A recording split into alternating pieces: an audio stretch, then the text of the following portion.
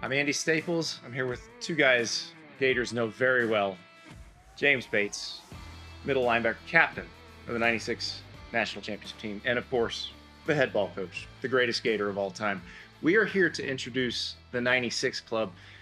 Gentlemen, I want to start with a trivia question for you. What is the last national champion that was the first national championship team at its school? Well, I know that the first national champ at the University of Florida was our golf team. 1968 golf team won the first one ever. That's where the love affair with golf began for you, I guess. I played a little bit here as a freshman and kept playing, and played a lot. So which one do you think it is? Well, I'm guessing it's Florida. That's right. 1996 Florida, the last first-time national champion. Huh. It is my favorite trivia question, mostly because I was a human tackling dummy on that team. But it is an accomplishment. Nobody's been able to do it since that team. Now, I want to ask you guys about this team. Coach, you had a lot of good seasons before that 96 team. There were some very good teams.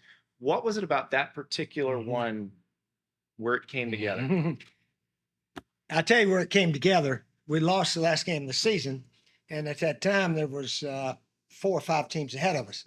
Ohio State lost the game that afternoon, and then Nebraska got beat by Texas, and then Arizona State lost. All we had to do was beat Alabama and FSU, and we beat them by, I think, a combined 47 points.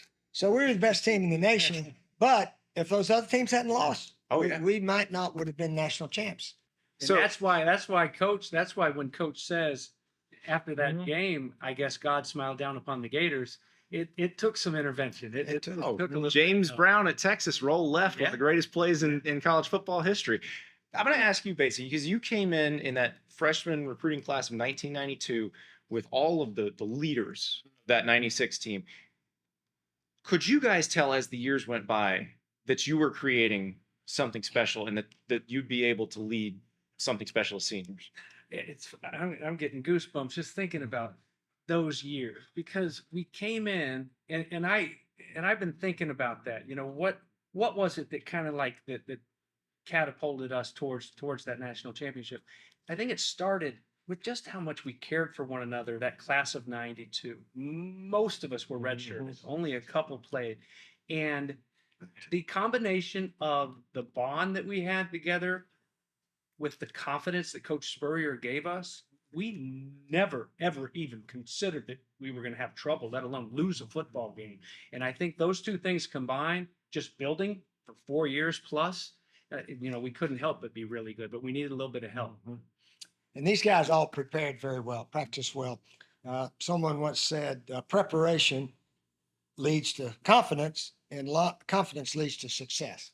So the way we prepared and the confidence the guys had was really strong. In fact, Antonio Langham one time said, they did a documentary on the first SEC game, and he said, when I was in Alabama, 93, he said, every SEC game, the other team knew that we were going to win, and we knew we were going to win. He said, but those dang Gators, they acted like they were supposed to win. They were supposed to beat us, and he's right.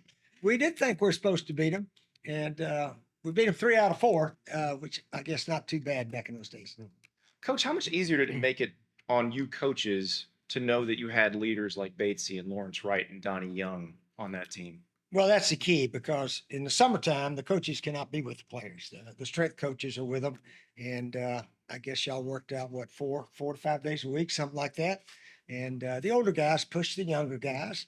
And then hopefully when the older guys are moved on, then the younger guys take that spot and become the leaders of the team. So we established that pretty well from 1990, first year I was here, with Jerry Odom and so many of the guys, Huey Richardson and Mark White, and Shane Matthews came on and was a good leader also. And then Eric Redd. Eric was definitely one of the guys that inspired the entire team.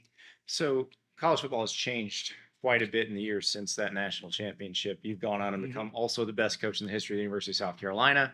Batesy, you're a famous artist now.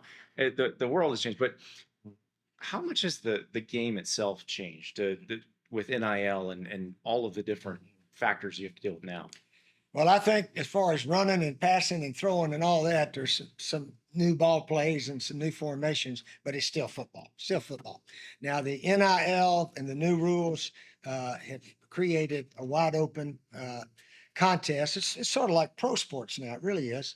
And if we're going to compete with Alabama and Georgia and LSU and Texas A&M and all those teams that are going to be on our schedule, we have to compete with them in the NIL. And we're coming with the Gator Victorious group, and our job is to create the finances that we can compete with our competition, and we can match them when these good players are coming through. Well, that brings us to why you guys are here. Batesy, you've been hard at work designing. Yeah. Let's see what you got. Well, I was approached by the Florida Victorious crew, and they asked that I would help out a little bit. The 96 Club, anyway, that group, the logo. And, I immediately I thought, well, 96, Ernie Batto wore 96 in 1996, but the jerseys, those jerseys and the font anyway, that are on those jerseys, I wanted it to, kind of take it back to that time. I just love that. And I love the script Gators on the side of our helmets. So I tried to kind of mimic that.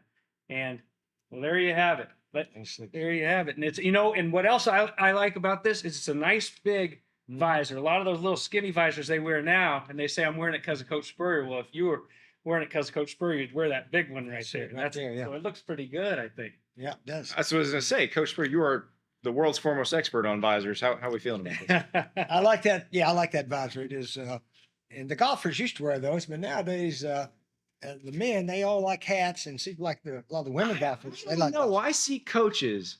Like when I see Kirby Smart wearing a visor, Oh, yeah. he's wearing a visor because you wore a Yeah. visor. Well, some of them will admit to that, but Kirby's got a lot of hair, so he can wear a visor.